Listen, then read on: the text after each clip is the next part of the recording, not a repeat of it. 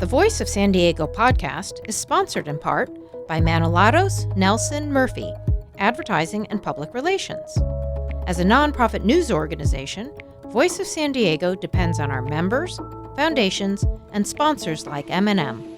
We are very grateful for all of our supporters and are happy to recognize them during our shows. M&M is run by Tony Manilatos, Bob Nelson, and Kelly Murphy Lampkin, who bring a vast network and decades of advertising and public relations experience to businesses, nonprofits, government agencies, and campaigns. M&M bridges the gap between clients and the people whose influence matters most. M&M is a full-service agency that helps clients develop their strategy and launch cost-effective tactics. The firm specializes in public affairs PR and advertising, with an emphasis on media relations, crisis communications, community outreach, coalition building, and broadcast, print, direct mail, and digital advertising. Learn more about M&M at mnmadpr.com. And if you like our work and are interested in becoming a sponsor, contact us at podcasts@voiceofsandiego.org.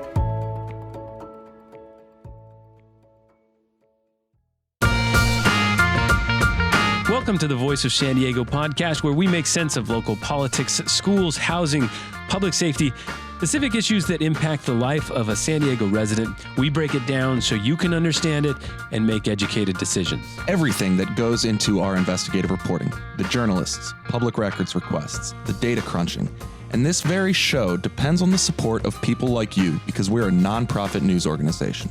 Enjoy the show. Welcome to those of you listening on News Radio 600 Kogo. My name is Scott Lewis. I'm here with my friend, Andrew Keatts. What's up, buddy? What's up, dude? Not much. And Sara Libby. Hello. How are you? Doing great. And we brought in some reinforcements this week. It's the three men and a lady team, Rivard. Like his sense of humor. Hi, friends. It's very Rye's sense of humor. Welcome, Rye. Hi, friends. So when I was a youth, If you will. I was in 8th grade, and I was one of the first of our little world to have access to cannabis. Mm-hmm. And when it happened, suddenly I got this glow. I was a nerdy sort of like outsider kid, and nobody really cared about me, never acknowledged me. But for some reason, when word spread that this is something I could get, I became like, girls said hi to me. Mm-hmm. I would be walking down and be like, "Hi, Scott," and I'd be like, "Whoa." It's a new glow. Smoking makes people cool, is what you're saying. Yes. It changed. Interesting take. I'm just relating my experience, and then Just in my experience, yes, smoking makes you cool. it was such a taboo that whoa, that guy he figured out a way cool around it, and we should hang out with him now. It was suburban Utah. It was anyway. The taboo is something I've been following closely since that moment. Like, it's such an odd thing. I was in Spain. We was part of a group of people that were advocating legalization. It didn't, never thought it would happen. Then it happens. And I've been really watching the taboo. Okay. There was a notable taboo moment last week, in my opinion. And that was, I was moderating a debate with the 4 of the 5 county supervisor candidates. Bonnie DeMenis wasn't there, but Lori Saldana was there. Omar Passons was there. Ken Marlborough was there. And Nathan Fletcher, all running for Ron Roberts' seat on the Board of Supervisors, right? And they said, and I asked him, I said, what is your personal experience with cannabis, right? And Ken and Omar did what a lot of people do. Asking about a drug that is legal in this state. Yes. Which is just worth pointing out. Yes. Okay, go ahead. And I asked what their, because the common response these days has been, they've dropped the idea of like, oh, I didn't inhale and stuff like that. Now it's usually, in college, I had some fun. It was cool. And that's basically what Omar and Ken did, youthful experimentation, right? But Lori Saldana and Nathan Fletcher had a different take. So Nathan was like, well, I grew up in a rural conservative environment. It wasn't a thing. In college, there was drug testing as I was a baseball player.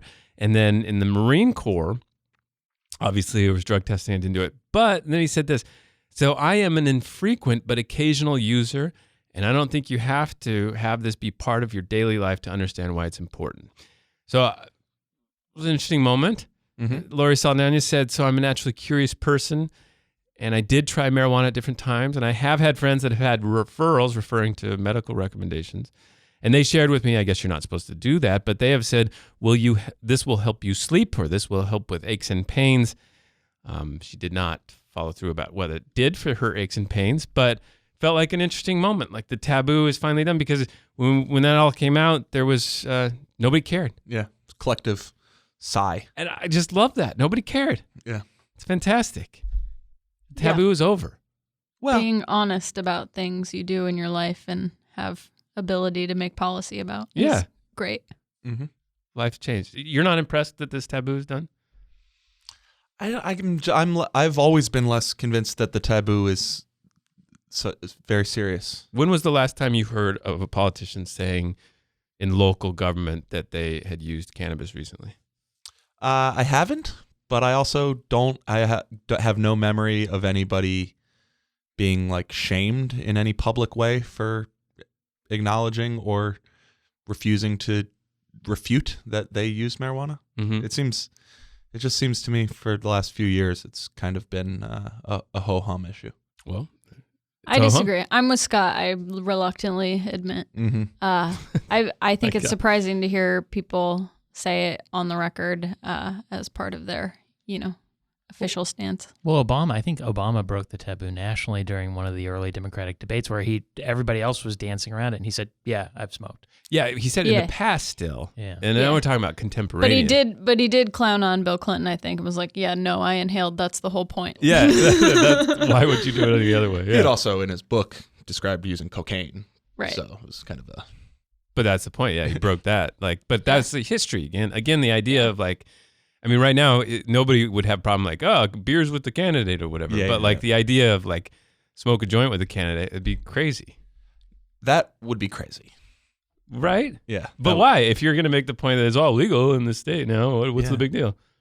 Yeah, I don't know. That would be there's crazy. a taboo. Well, all right. We had a great show this week. We have coming on the interview portion. We got Councilman Chris Cate. He's running for re-election. We finally had a chance to ask him about Soccer City. Sarah and I did. And the memo gate. Kate Gate. Oh, No. no, that Oh, is you better. guys said memo gate? Are you you're It is any better. less of Yeah. the cliche than I am? No, he's Jeez. not the scandal, Don't though. shame me. You gotta use the first part being the scandal, not just the guy's name. I feel like he is the scandal in that. It's not Nixon Gate because the hotel was called Watergate.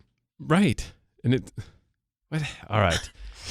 What is your That deal wasn't- today? Are you just trolling me today? Watergate wasn't a formulation. It was just It wasn't the name Watergate of a thing. Gate, is what you're saying. Yeah. Oh, that's true. It's a All bad right. example. Yeah, that was dumb. Yeah, it was. Dumb. I don't know. He didn't really shed too much light on that, but a couple other things. We did push him on why the city council can't weigh in on things that he doesn't think they should weigh in on, even if they're in the border, or in the borders of San Diego, like the border itself. Mm-hmm. Good discussion. All right. And next week we've got Dr. Jen Campbell running for City Council District 2. So we are going to, though, talk about something first. It's the most important decision many of you probably absolutely have no idea about, and that's okay because it's complex. Unless, actually, we do only have 5 listeners, and they're all in the mayor's office. But this is... Hi, guys. Hi, guys. Thanks for keeping us going. Respond to that PRA. Yeah. All right. So the city of San Diego may take away the power to buy power from SDG&E. If the city adopts what's called community choice aggregation, SDG&E will still deliver electricity to everyone's homes, but the city would decide where it came from. The city is evaluating a theory that it can move us more quickly to 100% electricity, more quickly and more cheaply to 100% renewable electricity than SDG&E. Rye, this is why we brought you in.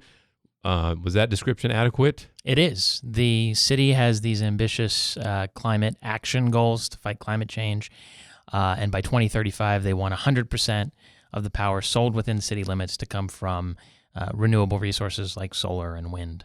Right now, SDG&E is at what percent? 43. So 43% of the electricity that SDG&E brings into is solar or some of these wind farms or whatever, right? Yes. That renewable being the definition being it's not fossil fuels. It's not going to be depleted. Yes. Okay. And that 43 is actually the highest of the major utilities in the state. Okay. So community choice aggregation is basically the idea that this SDG&E would still deliver the electricity. They own lots of transmission lines, distribution lines, So we'd still get our cables, all that. Yeah. We'd still get our bills from them and all that, but the city would have an office that decided where we would buy that electricity. Yeah, they'd go out. So right now, SDG&E does two things to bring power. So they own the lines, but they also buy power or they generate power themselves by owning several power plants. And in the future, what the city would do is they would either build their own wind farms or pay people to put solar on their rooftops, or they'd go out and contract for power.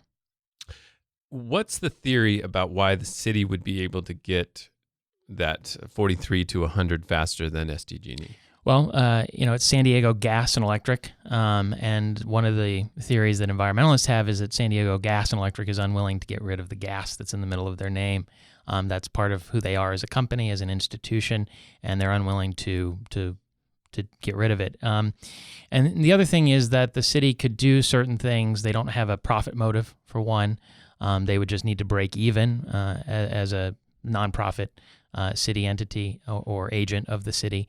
So they wouldn't need to make a margin, and so they wouldn't have an interest in different kinds of expensive projects that maybe SDG&E does have an interest in. And so is there a margin baked into what SDG&E can charge on its customers? Yeah, they get about an 8% rate of return on certain costs. They don't generally get a profit on the electricity itself, but on their capital infrastructure. So theoretically, that's like 8% off the top that you just go into a CCA program with not needing. So presumably that could be passed on to it. Well, we'd still need their lines. Yeah. So there is some question that will be one of the debates: is can the city really do it cheaper? There's some estimates flying around on both sides right now. So let's talk about a couple of the things that need to be hammered out before we talk about a couple of the arguments about it. So one is that if the city adopts this, we have to understand what's going to happen with all of these long-term contracts that San Diego Gas and Electric. So when the state starts saying like you need to move to 25% renewable or 50% renewable sources of energy, these utilities went out and contracted with groups to build solar farms and stuff like that. And so those are long-term contracts. So we have to decide how those contracts are handled, right?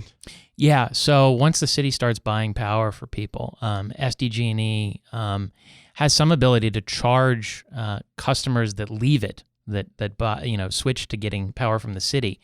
SDG can charge for the power that it's already bought under the assumption that it's a monopoly and those customers would not be leaving in the foreseeable future. So they sign 10, 15, 20-year contracts for gas, and they say, or any kind of energy, and they say, hey, you're leaving us. We thought we had you. You're going to have to pay us for this because we went out and bought on your behalf way into the future. And the state is right now, the Public Utilities Commission is trying to decide how that would work, right? Yeah, there's a formula right now, but nobody's happy with it. The power companies generally think it's not giving them enough back, and the CCAs, the governments that would start buying their own power, think it's too high. Okay.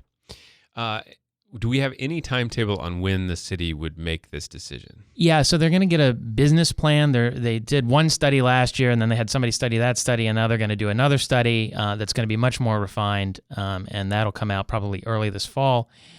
We said last year that they'd make a decision by the end of this year. It sounds like they're going to make a decision by the end of this year. We'll talk to you next year to see if that's happened.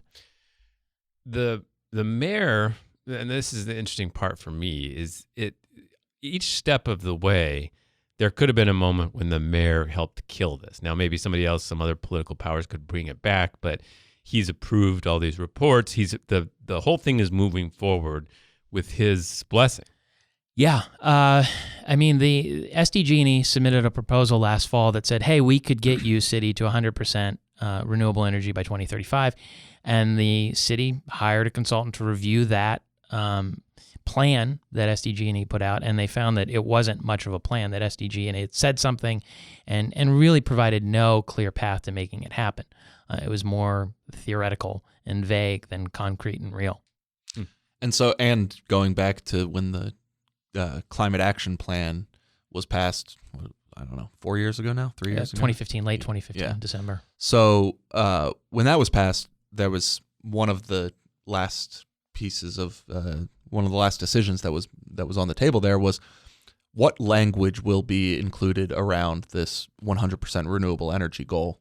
And there was a change made from the draft to the final version that was I think something to the effect of, by adopting a community choice energy program, or a suitable alternative, right? Right. So that provided an opportunity for SDG&E to stay in the ball game. But you could have just as easily imagined striking it out entirely if that's what you wanted to do at the time, and that didn't happen. Yeah, there are still options. I mean, the mayor's office will say we have two options, and they're still considering them. It was just very interesting that the city released a report and said, basically, we don't know what the option would be if we went with SDG&E into the future. Mm-hmm. Okay, so, and one other sort of just physics issue. Right now, it's at 43%. It's hard to picture. We rely on gas to handle the times when solar and these other parts aren't delivering electricity, right? We don't have the battery technology to sort of keep everything going at night and when it doesn't deliver. Is that fair? That is fair. I think optimists would say, well, I mean, really battery storage is falling. The prices for storing large amounts of energy in batteries is falling. And the San Diego County Water Authority, in conjunction with the city, is also working on their own sort of battery using pumping water uphill and then letting it run back down at night, potentially. So there's different ways to save energy for later. Okay, so one of the arguments for it, the proponents for this, they point to two counties, Marin County and Sonoma counties in Northern California, right? They have done this, right? Yeah, Marin, there's two agencies, Marin Clean Energy and Sonoma Clean Power, who have sort of the most established community choice aggregators in the state. So you did a story this week that those two counties took over purchasing of electricity from their utilities, and in one instance, to boost their renewable energy portfolio, they bought about 500,000 megawatt hours of hydropower from Grant County in the state of Washington. But it may not have helped them lower the greenhouse gases total going into the world, because that county ended up increasing the amount of coal and gas it used by the same amount. Yeah. So we imported hydroelectric, which is on paper pretty green. I mean, it doesn't produce any carbon, greenhouse gas emissions. We imported that. And then the Grant County, the Washington State county that we bought it from, had to fill in that hole with a mix of, it seems like, coal and gas. And so this is part of the anti-argument is like, look, they're just going to move stuff around. They're not actually going to build things like solar plants and stuff. Yeah, I mean, it's like if you and your spouse have a truck and a Prius, and you say, oh, I'm super green today, I'm driving the Prius, you haven't done anything to reduce the amount of carbon you're putting into the air. You need to have two Priuses. And what people are basically saying about Marin and Sonoma is, look, you need to build your own new green energy projects, which are known as steel in the ground projects, or else you're not doing anything. And they are building some smaller ones, but one of their biggest contracts was this hydro deal.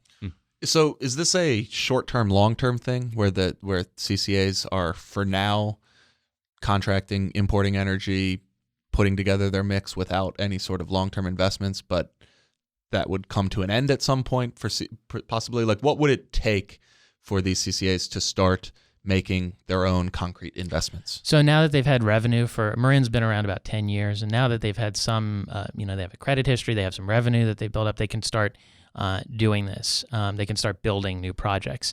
And then you're also seeing across the West coal plants shutting down. And when they shut down, you're going to have to fill them in with something, and there aren't going to be any new coal plants. The question is largely whether it's going to be gas or whether it's going to be some kind of renewable. All right. So, and then on the other side, you can question whether SDG&E is heading towards this 100% thing because, first of all, the city smacked them with this report saying this report you guys have said about what you can actually do to get to 100% is full of holes and it raises more questions than answers, right? Yes. All right, and then you also revealed this week that SDG&E is already on the hook to purchase a $280 million gas plant, which makes it seem odd that they would ever move away from selling gas. Yeah, so part of this isn't exactly SDG&E's fault. Back in 2003, shortly after the energy crisis, they were trying to build a new gas plant, which they thought could meet their demands. The kind of crazy California Public Utilities Commission president at the time, Michael Peavy of San Onofre fame, said, well, hey, you can buy this plant if you also buy power from this new plant that they're going to put down in Otay Mesa. And so SDG&E ended up with way more power on its hands, and it also ended up with this contract with a ticking time bomb that said after a decade, and next year will be the end of that decade, this company that owns this other plant that you didn't want, Calpine, which is a Texas-based company, can make you buy this plant. And SDG&E is expecting that Calpine will force the company to buy this gas plant. So regardless of, whether it was their fault or not, whether they got into this deal, they're still, as you pointed out at the beginning, on the hook for assuming doing something with it. Yeah. They would have an interest in using it and getting a return on it, as opposed to building a new solar farm or whatnot. Yeah, I mean, they're going to have this huge gas plant that they've spent a $250 million for. I mean, they're going to have to pay it off somehow.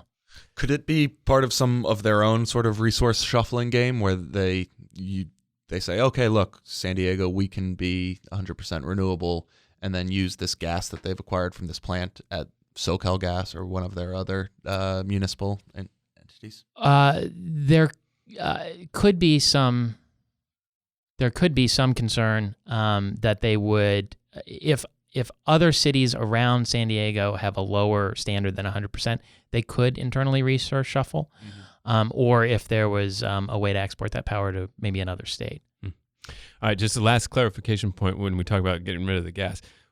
This does not include actual gas-fired stoves, the gas you use to heat your water. That would still be allowed. Yes, water heaters, stoves, all that stuff. That's a separate thing. Okay, so we're talking about burning gas for electricity versus you burning gas in your home.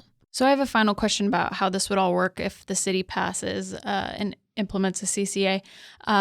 Would customers in the city have to opt into this system and otherwise stay with SDG&E, or would it be the other way around? They'd automatically be enrolled in the city program. All right, good. You can follow more of this and even read our definitive FAQ on this whole situation that Rye produced and that still serves a value at voiceofsandiego.org. We're going to follow up. We've got the interview with Chris Cate, also our heroes and goats.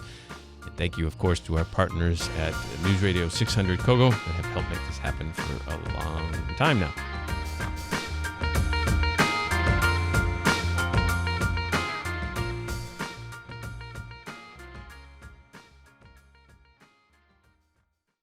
This Voice of San Diego podcast is sponsored in part by the Downtown San Diego Partnership. As a nonprofit news organization, Voice of San Diego depends on our members, foundations, and sponsors like the Downtown Partnership. We are very grateful for all of our donors, and we will recognize their support during the show. Join the Downtown San Diego Partnership on Saturday, April 21st for East Village Sessions, a popular free workout event held on the streets of downtown San Diego. This one-day fitness event offers various workouts that will start your weekend off right. Join the Downtown Partnership at 8th Avenue and J Street for one class, or stay for all 5. Visit downtownsandiego.org for details and to register today. This podcast is also sponsored by Competitive Edge Research. As a nonprofit news organization, Voice of San Diego depends on our members, foundations, and sponsors like Competitive Edge Research. We are very grateful for all of our supporters, and we will recognize their support during the show. Competitive Edge Research, San Diego's premier public opinion research firm, sponsors this podcast because they like good journalism as much as they like good polling. Since 1987, Competitive Edge has helped clients see the why buried deep within the numbers. Competitive Edge designs comprehensive research studies, collects bulletproof data, and employs robust analytics so you'll understand why things are the way they are. Competitive Edge. Know what to do. And if you like Voice of San Diego's work and want to become a sponsor, contact us at development@voiceofsandiego.org.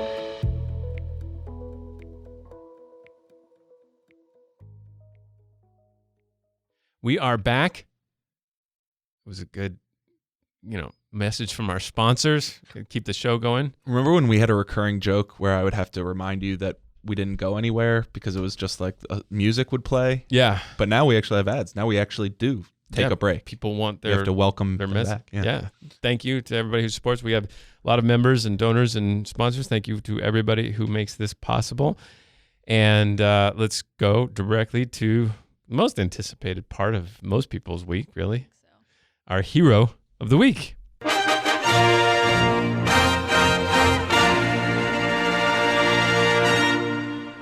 This goes to the Union Tribune's Roger Sholey, who, for the first time in 44 years this week, is not covering development and growth and land use in this city. Yeah. He retired after a very long career that has included the writing of multiple books on San Diego planning and otherwise just doing the blue-collar work of covering development in the city for 4 decades. He had this really great anecdote in his goodbye column or whatever, where he was saying, he was trying to explain some things he'd seen. And it was funny because we have all these moments as reporters where you're at the intersection of life-changing events or just moments when things change a lot. And it's not that you do a lot of journalism that changes things. It's sometimes you're just literally whatever, you're just in the middle of it.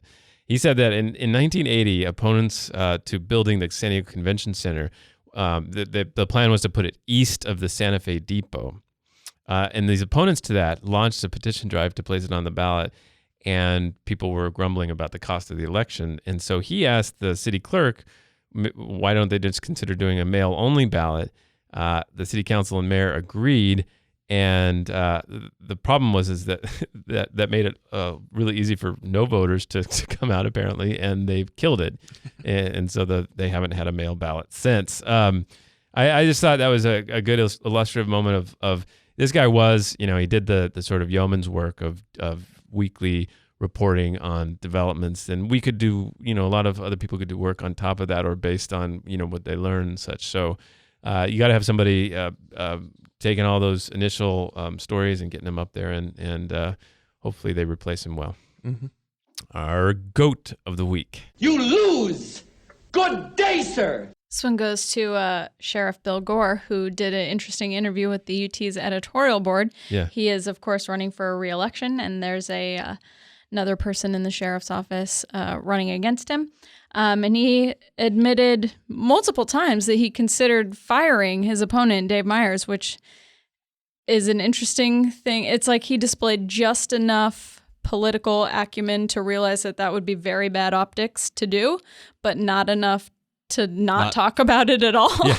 In a prepared interview with the Union Tribune editorial board. Yeah, and let's set the stage too. Sheriff Gore is not known as somebody who really lets things loose, right? He's not a guy that has many gaffes. Yeah. and then another moment, or possibly the problem, talking to the media much at all. Exactly. Yeah. And then another thing is general rule of management. General rule is if you're going to fire somebody, you got to just do it. And you don't want to talk about it. You don't want to say God, I wish Probably I should. should have. Yeah, those Then things I didn't. don't add. Maybe I will. Yeah, it doesn't help morale and basic operations. Isn't it refreshing though? I mean, it's a crisp and honest answer. True? That's true. He was being vulnerable. You're right. It's human. It's very this guy's a pain. Yeah. And I wanted to get rid of him, but I'm not uncontrollable maniac. So he said he said to the Union Tribune, we don't have the quote here. That is my favorite one. But my second favorite one, which we do have here, he said, quote, well, he's got civil service protections.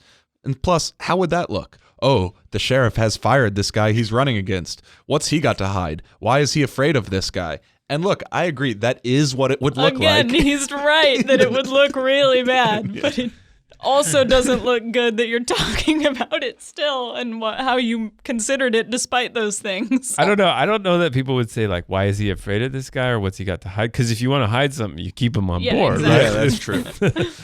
The other thing is, like, so Dave Myers, who's running against him, has been saying for months that he is being retaliated against. Yeah. And that he got his office changed, and Yeah. he called it a Demoted broom closet, and he and- got demoted. All these reports that then people Yeah. don't longer report to him. And the sheriff's official response had been, "That's not true. He still gets paid the same amount. This is internal reshuffling. It's fine."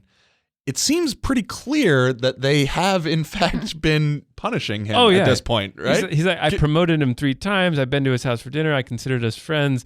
I was disappointed in the tact he takes. And he goes, so Myers went from managing 400 people to zero. to none. I think something happened. I think something there was a change. Yeah. All right, so stay tuned. We have our interview with Chris Kate.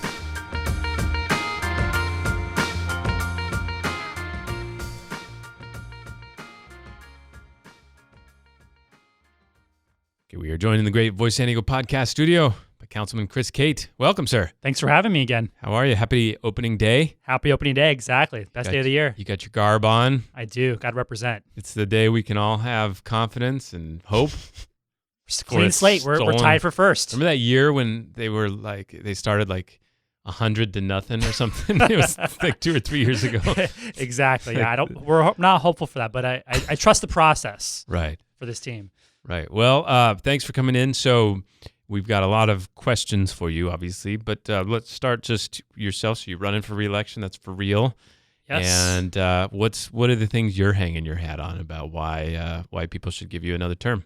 So when we started out 3.5 years ago, coming into office, we really focused on 4 key areas, kind of our pillars as our office. We focused on public safety, infrastructure, economic development, and civic engagement. And those are kind of the 4 key areas we prioritized as an office and really as a community, getting feedback from each of the neighborhoods in District 6. And when we went and talked to folks in Sonoma Valley, Mira Mesa, Rancho Penasquitos, Miramar, Kearney Mesa, and Claremont, those were the issues we felt like they wanted to do more than anything else. And so everything we do falls under one of those 4 pillars from a proactive standpoint. So when we're looking at things like economic development, one of the things we worked hard on were creating a banner district along the Convoy district, creating a banner district in Miramar, and working with those 2 organizations to really revitalize the community in those areas.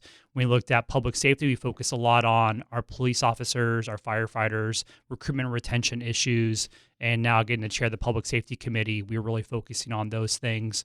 When it comes to civic engagement, it's really being proactive and getting folks involved and engaged. We've been able to establish more than 50 neighborhood watch groups in our district, brand new neighborhood watch groups over the last 3.5 years. 50.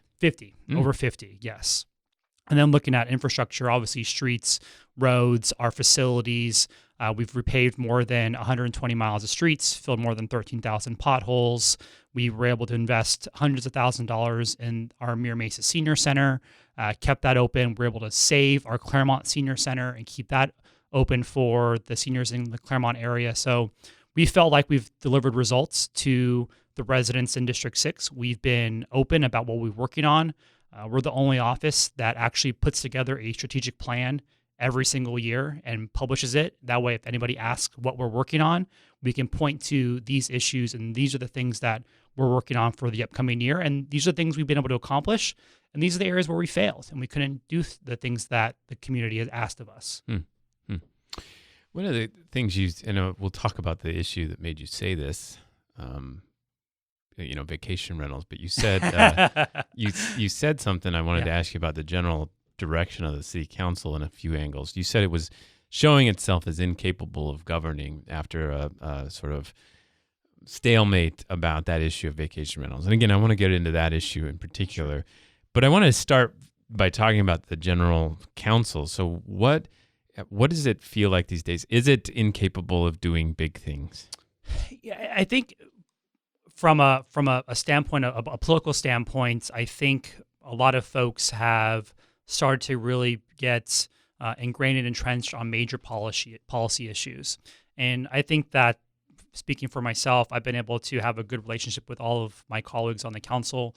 I respect each and every one of them, knowing what they've gone through and knowing that they care about the city and what they want to see accomplished for the city. But I think as we're moving forward, I think we're starting to really get ingrained on certain policy areas and certain philosophies on certain issues.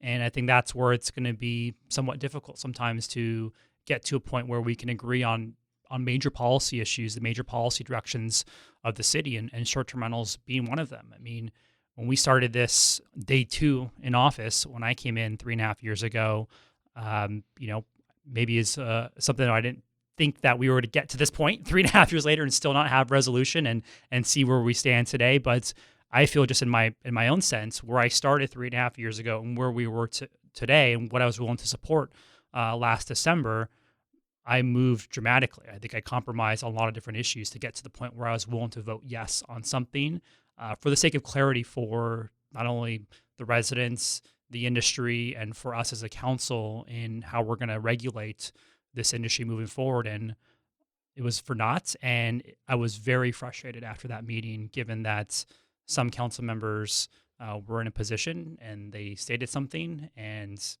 were moved away from that. Mm-hmm. Are you feeling better? I think it depends. We haven't really had a major policy issue come forward just yet on something like that. There's a lot of talk right now about what's going to happen on this issue and things coming to committee or council in the next couple of months.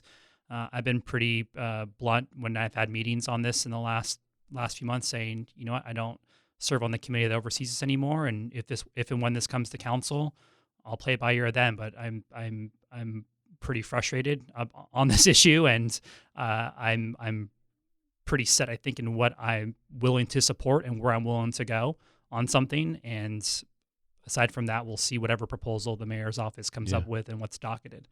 So you mentioned the issue of people getting entrenched in philosophies. Does that carry over into other things? Are you saying that some of these big issues, it's more important to stay loyal to a particular principle than it is to make a deal? Is that what you're trying to imply? No, I don't think so. I mean, I think when it comes to things like housing, for example, we're going to have a lot of housing issues come forward, or issues on homelessness, or issues related to kind of development and economic development and issues of construction and things of those sorts. And I think there's going to be a point in time where we're going to have to figure out how to get to 5 votes on something. And from a political standpoint, we're in the minority.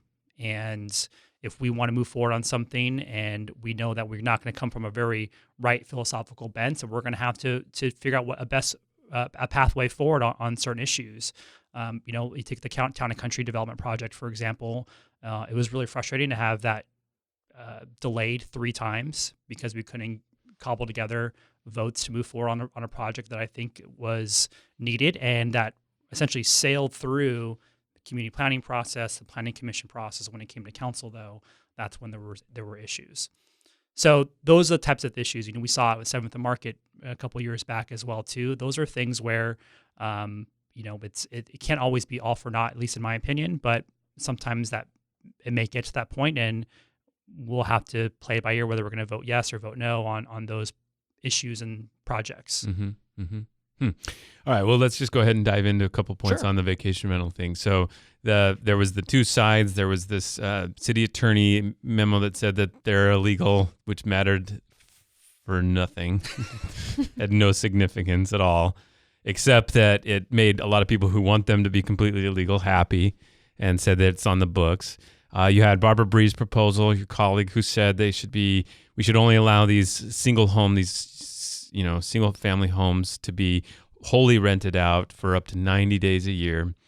And then you had you guys and some others came up with a proposal to regulate them. And there was a minimum stay, some of these kinds of things that made it less likely that they would turn over too much in in neighborhoods. And it seems like the sticking point came down.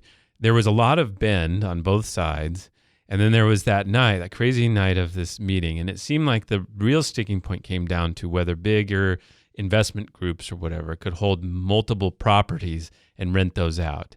And I think your position was, we can't police who owns what. And we're going to either regulate these or not. Like, let's just do that. We can't look into the ownership records and try to police that. Is that fair? Yeah, I think the biggest sticking point was whether or not we're going to allow individuals who own property in the city of San Diego but don't live in the city of San Diego to take part in the activity. And that was a big issue. And I think it was pretty clear from the city attorney that we cannot treat those individuals differently. That's just unconstitutional. So we can't go down that path. I think that was a major sticking point because there are some of my colleagues who thought that was the way they wanted to go. And just I don't get that. Why were they thinking that was better? What if they lived in Ramona or something? Well, that's the question. How are we going to and that was my question. How are we going to regulate this? How are we going to determine who doesn't do this, who doesn't live in the city, who does live in the city, aside from the fact that it's just illegal in general? Yeah, and how do you separate, a corporation that owns 40 properties from like a couple that owns 2 or 3 through a trust or whatever? Yeah. So that was kind of I was willing to go along with, okay, we're going to limit how many properties you can have. You are. I was willing to go there, yes, but that all fallen apart now. But nonetheless, my biggest issue was I don't want to overpromise something to residents, because if we did a ban, for example, there was no way that we are going to be able to enforce that ban. It's just not going to happen. I serve on the board of the League of California Cities, and we've gone to other beach cities for meetings, and you can go on Airbnb or cities that are banned up and down the coast, and you can just look at tens, if not hundreds of listings. You look at Carlsbad now on the west of the 5 or in Coronado, you can still get an Airbnb, no problem. So I don't want to overpromise something and say we're going to ban it and then not be able to enforce it. So let's regulate. Let's figure out who these people are. Let's have a permanent process. Let's have a fine process in place if they violate anything, whether it's noise or occupancy or whatever else, and start receiving that money in. And let's lock that money that we get from the permitting fees, the fines, even TOT if we want to, and say we're going to pay for actual enforcement. Because I will tell you, the one thing that we do when we have budget issues, and which we will have one this upcoming year and the year after, is code compliance is the first thing that goes. And people are very frustrated by that. And I totally understand that, but it's an easy thing for us as a council and as a city to cut to save money. And I don't want to promise that to folks, especially when there's no revenue coming in to pay for that enforcement. Do you think that was a real issue, the who owns what properties where? Do you think that was a red herring that night? I don't know if it was a red herring. The folks who are adamantly opposed to short-term rentals, and I took a lot of meetings with these folks, they had a number of different issues surrounding, we don't want out-of-town investors. We want to keep neighborhoods for families. And, I look at beachfront property in Mission Beach or those areas. I don't know how many families are going to be moving into $1 million homes necessarily, but, I understand their frustration with that. But at some point in time, we're going to have to regulate this, because this is an industry that's been around for decades. Anybody who thinks that tomorrow we're going to ban these and they're all going away, I'm sorry, it's not going to be that way. These industries and these property owners, the people who've been doing these businesses for 50 years aren't going anywhere. Related to that is their point and others' point that the vacation rentals are sucking up market units that could be put into place where people who could move into them and raise families and such. In my neighborhood, we're always talking about some home that's flipped over to vacation rentals or something. So when we talk about the supply of housing, first of all, let me just ask about the city council in general. Do you feel like there's a consensus on the city council about housing in a way there hasn't been? And where does it break down if not? I think so. I believe there is. One of the things I said right after the new council came in at a committee hearing, though, is that when push comes to shove and you have 500 people in council chambers opposing a development project because of traffic or density or whatever else, what are you going to do? I mean, it's easy to go to committee hearings and talk about housing and say, yes, we support housing, but at the end of the day, when push comes to shove, how are you going to vote? I mean, one of the first votes I had was on One Paseo when I came in. And having known that area growing up in San Diego, that area has been vacant for years, decades, and something needed to happen there. And I made the motion to support that project. I thought it was needed, and we needed the units, and we need to develop that area. So that was a very contentious hearing. And as welcome to City Council. You get a 8-hour public hearing on a development project. But I think that as those projects coming forward, we're gonna have to figure out what we're gonna do, and people are actually gonna vote for what is right, which is we need the units.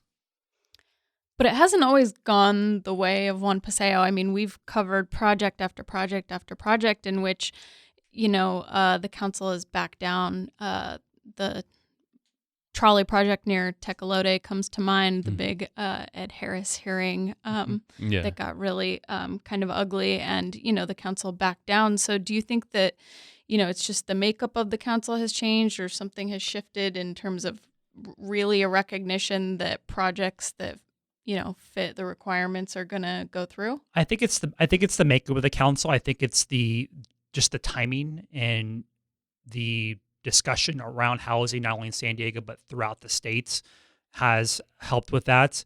I think as we go through the community plan update processes in different communities, those are points of discussion as well too. I'll give you an example. Right now, we're going through the process of updating the Kearny Mesa community plan, and we're talking specifically about upzoning in certain areas along Arrow Drive, even putting residential units on the north side of Convoy. I mean, that's not that hasn't been discussed in the past, and the old plan doesn't allow for that.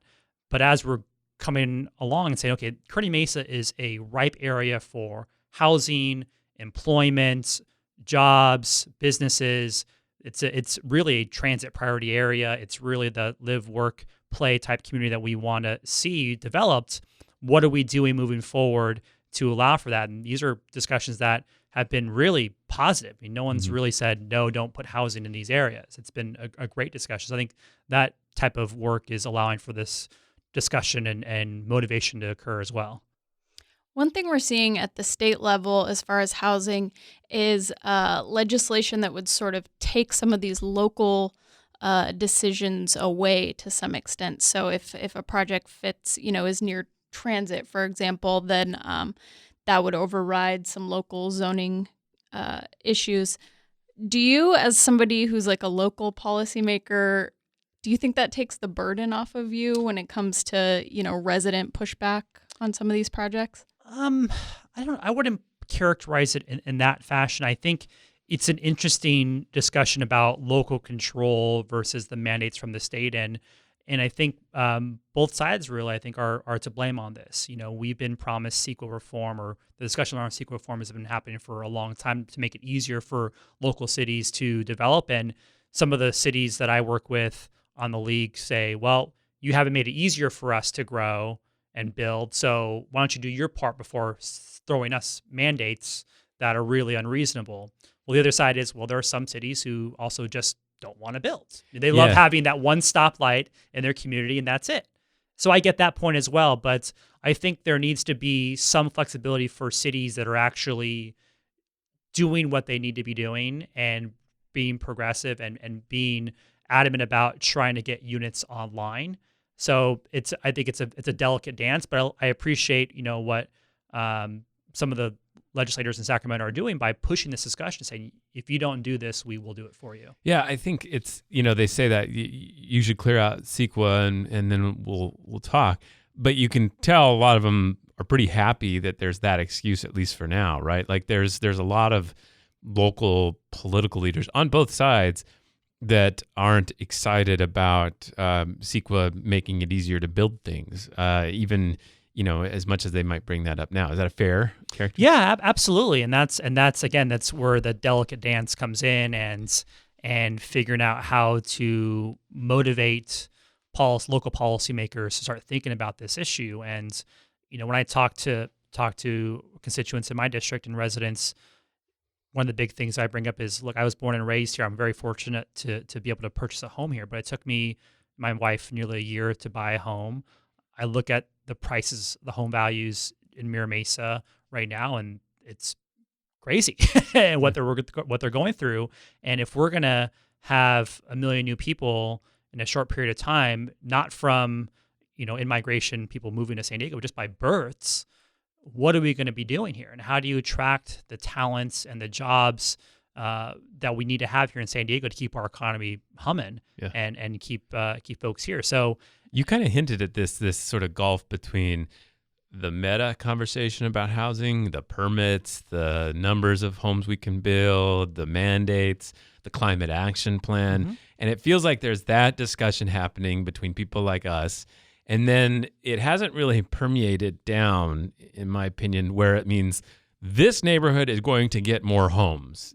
You can support all these smart growth, climate action plans and stuff like that. Do you think people realize what it actually would mean for the city? I think as projects start going through and going through this process, the permitting process at the city, and they start doing outreach efforts, people will start to have those conversations. And I'll give you an example. In Mira Mesa, there's a project that's being proposed. It's 1,800 units in a quarry, a mining sites in the heart of Mira Mesa. And the owners of that site started about a year ago doing outreach to the community and saying, this is what our plans are. This is what we're looking at developing with these 1,800 units. Some will be single-family homes. Some will be multifamily. We're looking at putting a park in and shops and retail, a transit center, all these things. And they met with everybody. And they did a great job on that outreach and was having a discussion about, this is the future of this site. Something's going to go here. We need the units. This is what our community will look like moving forward. What do you think? And so as those discussions happen, I think that conversation between policymakers and the residents they represent about this issue of housing and the potential impacts, not using that as a negative term, but what will happen in the surrounding areas will start to permeate to the top. But I've been telling folks who are who are YIMBYs saying, you need to go out and start talking to neighbors and serve on planning groups and town councils and have these conversations, because they may only hear one side of the story about traffic, and property values or whatever else. And that form of education to folks is going to be a big deal. One of the housing proposals going forward, and actually two, is the Soccer City in San Diego State's, or the SDSU West, Friends of SDSU proposal. Soccer City has thousands of units planned for its development and the soccer stadium. And SDSU West, the Friends of SDSU initiative would just sell the land to SDSU perhaps, and then SDSU has released a planning that includes some housing about what it would do to the area. So I just want to clarify, do you support Soccer City? I know there was some ambiguity about they had used your image in some supportive context, but I don't know if you've actually said, I want this to happen. I have not. I have not supported either of the proposals, and actually I requested that my name and information come down from their website, because I have not said that. Mm-hmm. And one of the things that, excuse me, what I have been telling folks is these two issues, they're very complicated. They're very complex. And it's really incumbent upon folks to try to do their best to learn about each of the individual plans and feel and get a sense of what each is proposing and vote your conscience at the ballot box in November, because there will be millions of dollars spent on this campaign. There will be TV ads and mailers and the like. And I've been trying to tell folks, just don't rely on that, but try to do your due diligence and really understanding each of the proposals separately, and then figure out what you think is something that you can support moving forward. Is that a shift? Were you maybe more open or supportive before? I was open to something that was visionary, and obviously the proposals came at different times. And one of the things that I tried to do when the Soccer City was figure out what's happening. What are the impacts of not only this proposal, but also on the surrounding areas? Because when you're looking at some of these bigger projects, there's not just the impacts to that neighborhood, there's also the impacts to the surrounding area. So I was open to the idea of something big and visionary, and another proposal came forward, and good, they went apart the democratic process that's available to them as well too. And so now what I'm going to be doing between now and November is studying each one of those proposals as well too, and figuring out what I think is going to be the best for the city and that area. Do you think you will decide to endorse or oppose it? I don't know, to be honest. I haven't decided yet. I mean, there's a lot going to be on the ballot in November, nonetheless, that we're going to have to do our homework on. But I have really no intention of coming out and saying adamantly vote yes on this or that. It's going to be tough because again, there's complexities and intricacies to each one of those proposals. Do you think that's tenable though, as a city leader, to sort of say like, I'm going to bow out of such a vastly important decision about what to do with the main part of the city like that? I mean, I don't blame anybody who is going to be that, or someone may vote yes for both of them because they want something done at that site, and vote yes, and whoever gets the most votes wins, and we'll go from there. But they're different visions, they're different ideas for that area, and I see the positives of both of them, and I see the negatives of both of them as well too. So it's tough. I mean, I don't know how I'm going to vote yet. I don't know what I'm going to do, and I'm not going to pretend to say that I'm going to be, all in on one or the other, and ask my residents to vote yes on either of them as well too. Because if my heart's on it, I'm not going to be able to say to my residents, yes, you need to support this issue or that one. So I got to ask. So Sure. we haven't actually talked to you since this came up. The Soccer City.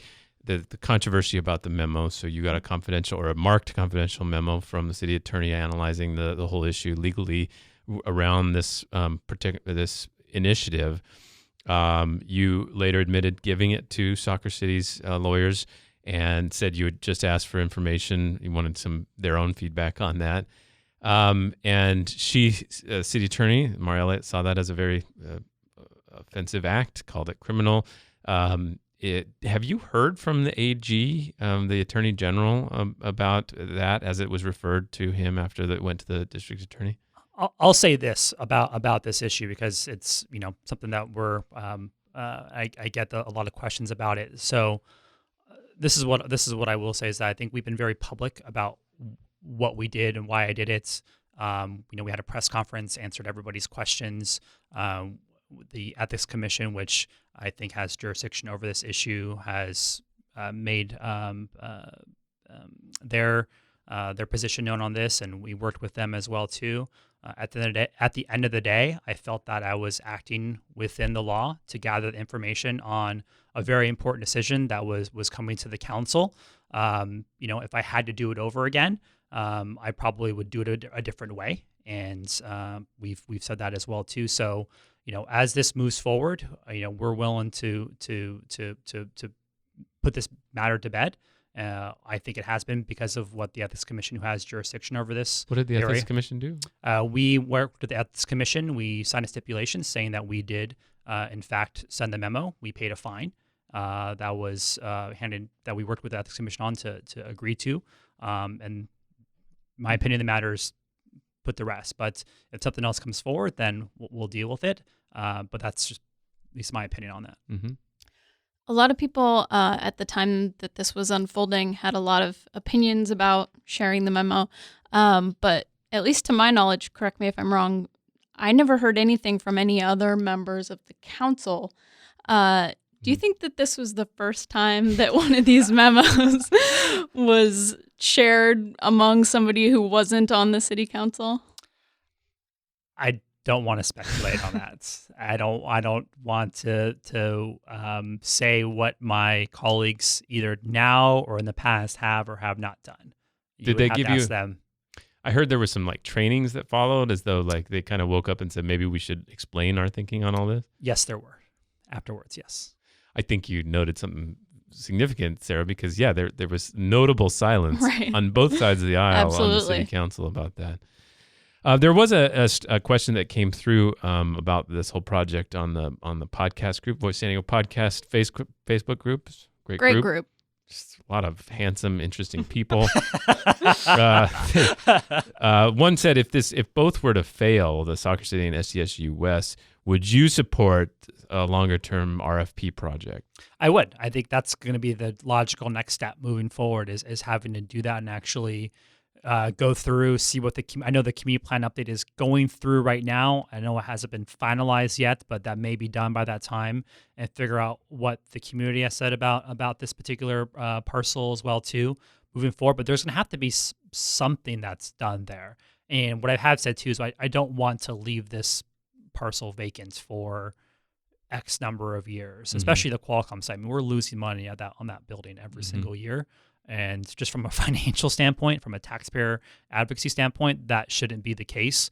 So we're going to have to do something to allow this project to move forward. And whether that means the city owning the site or selling the site or whatever else, I think all options would be on the table to figure out something for that piece of land and what fits with all the other development that's coming in, especially on the west side of Mission Valley as well too. I wanted to get to another Facebook question we got.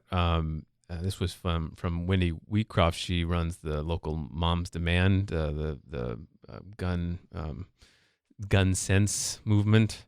She said she wanted to know why you didn't engage on the vote about whether to oppose or support concealed carry reciprocity. This is the concept that if you have a concealed carry permit in Utah or whatever, should you have your same rights carry over to California? And notably, Shelley Zimmerman, the city police chief at the time, sent a letter out to various state and national representatives saying, like, please don't let this happen. Is this another thing that you felt like the city didn't have a place in? Yeah, so I took a position going back to last year, beginning of last year, when it came to a number of different issues at the federal level that the city was starting to be asked to weigh in on. And I felt it was not appropriate for the city to start delving into a lot of these issues, whether by resolution or whatnot, on a number of different bills, lawsuits, what have you. And so, I just took a position and said, I'm not going to vote on these issues anymore. I started to, when I first came into office, I kept an open mind about it, and we passed resolutions on DACA, on immigration reform. We took an issue on one of the lawsuits on Trump, and I was like, okay, I'm going to keep an open mind with this. But starting to see these issues come one after another, after another, after another, it was really frustrating for me to say, why are we doing this? And one of my colleagues, Councilmember Sherman, just has taken a position. He's going to vote no on all of them, whether he supports with the issue or not. From my standpoint, I'm just not going to vote on it anymore because I don't think that's something that we as a city should be focusing on, in my opinion. I think on like 95% of the ones that come through, I can kind of see that reasoning. On some of them, though, San Diego does have like a place in the country that's unique. We're right on the border. Like with the border wall, for example, that's literally the prototype is in the city of San Diego. Like, isn't there a place for some of these national discussions to kind of be something that the place that's directly affected by it actually, weigh in on? Well, I think if each of the individual council members want to weigh on and lobby their member of Congress on it, then absolutely they should. And that's what members of Congress are for. But when we're starting to take position on certain bills at the federal level, I hardly have time to read all of the issues that come to me on a council, let alone have the time to read House bills and Senate bills and read all the backup material and the evidence that's submitted to the record on these issues. I mean, those things, it takes a lot of time. And actually, I take pride in reading everything that I'm voting on and read everything that is put on the dockets to make sure I understand all the issues and what's happening. And to be honest, I don't have the time to do the job of people who I elect to serve me. And that's where I think we live in a republic. We elect them to make those decisions. If you want to weigh on and have the time and talk to your members of Congress to do that, by all means, go ahead and do that. These bikes on the sidewalks, you cool with? We're starting to see them on Convoy. You good with them? I say that. I tell this story. I actually had a meeting. I met with the Downtown Partnership yesterday and asked the same question, kind of their point of view on it. I will say this. I was at lunch last week or 2 weeks ago now for an hour, just walking down Broadway. I had never seen more people use one of those bikes or scooters in one day, 1 hour of walking. I saw more people in that hour than I have in the last 4 years on another bike. And using it, which is awesome. I think that's great, and I was up at Common Theory last week and talked to one of the owners of Common Theory and asked him if he's been seeing him. He said, yeah, we were starting to see them. How do you feel about them? Hey, people are coming and they're enjoying Convoy. It's great. At some point in time, I think the market will correct itself in terms of probably the amount of them. Folks will probably weigh in and say, okay, where can you place them and put them? But it's a disruptive technology. There's going to be kind of those speed bumps in the road at the beginning, but it'll work itself out, and I think it's great to have them. Well, Councilman Chris Keatts, appreciate your time coming in. Anything we didn't get to you want to note? No, just people voting in about a month now. So if you're not registered, make sure you register and you vote and take part in the process. It goes so fast. It's gonna be like May here in a second. Unreal. Yeah. It does go very. You very do have fast. to go to November this time, no matter what. Huh? I do. Yes. Any thoughts on your opponents that really stand? I talked to Fayez. I haven't really met them. I just think that they're folks who are taking part and wanting to be a part of this process and serve their communities, which is great. Definitely encourage that. One of a former council member who I know well before I got sworn in told me that this is going to be the best job in the world, and it has been. And it's a great job. It's something different every day, and your love of your district and the city really as a whole just grows by leaps and bounds when you're serving this capacity. Oh, that's all. It's true. It's adorable. All right. Councilman Keatts, thank you for coming in. Thanks for having me.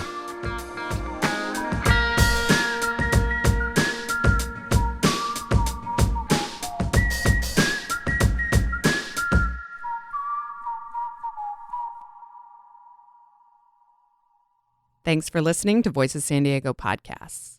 This show is part of the Voices San Diego podcast network. Visit voiceofsandiego.org/podcasts. There you'll learn more about our award-winning arts and education podcast, CultureCast and Good Schools for All, the Cura Chaos podcast about movers and shakers on both sides of the border, Beer Talk Radio, our business show, I Made It in San Diego, our sports show, The Kept Faith, and the rest of the shows in the network. Voices San Diego is a nonprofit. The majority of our budget comes from grants and donations from readers and listeners like you. If you like the show, please take a minute to go to voicessandiego.org and click the donate button. Or if you have a business and would like to sponsor the show, contact development@voicessandiego.org or call 619-550-5664.